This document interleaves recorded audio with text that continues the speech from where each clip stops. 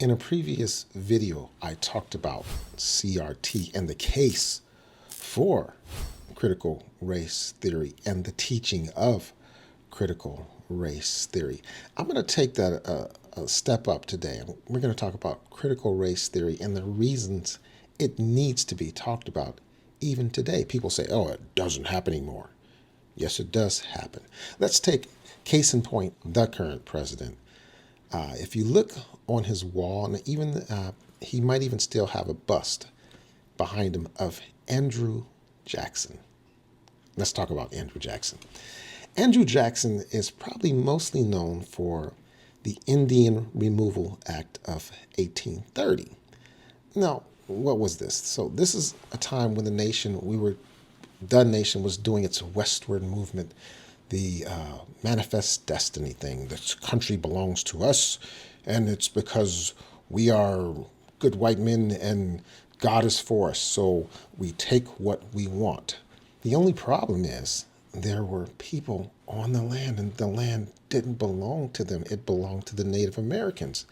But they were determined to do their thing anyway. So you had the group of Native Americans or Indian nations. They got together, and in a sense, they said, well, we're going to play the game on their terms. Since we don't have enough firepower to beat them back, we'll play their way.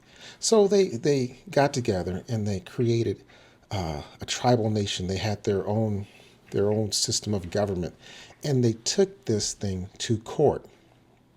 However, they said, no, we don't recognize you. So the Cherokee Nation, they said, we're gonna really fight for this thing. Now, they did their best to fight for it. Now, in the process, there was a person called Worcester. He was a minister, and he wanted to help them as much as he could because he realized this is just wrong.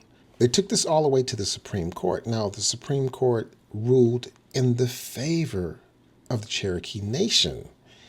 And they said, you can't do this. It's wrong. So what was Andrew Jackson's response? Well, to put it in modern day terms, he was like basically said, oh, okay, yeah, okay, who's going to stop me? You have the power to rule in their favor, but you do not have the power to enforce your judgments. So I'm just going to kick them out anyway. And that resulted in the Trail of Tears, where you had over 10,000 people were forced to move, and were forced to move during bad weather. Many of them froze, they starved, but they didn't care because we're just going to take the land because we feel like it's ours. Okay. Fast forward, present day. You have the Gaza Strip. You have the Palestinian people, and you have the Israelis over there fighting. And then you have someone who decides, oh, we're just going to take the Gaza Strip because why not? We can. We feel it's our destiny to have it. That's why we have CRT, critical race theory, because people say, this can't happen again. No, people, we're smarter than that. We're more intelligent than that.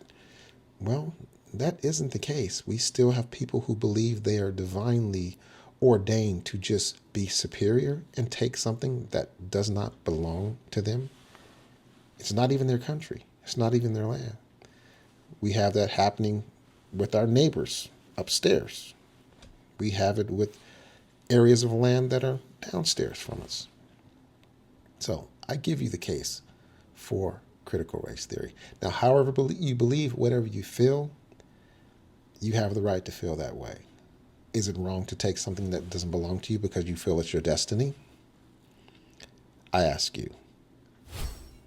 And if you disagree with me, I give you critical race theory, the reason to teach it.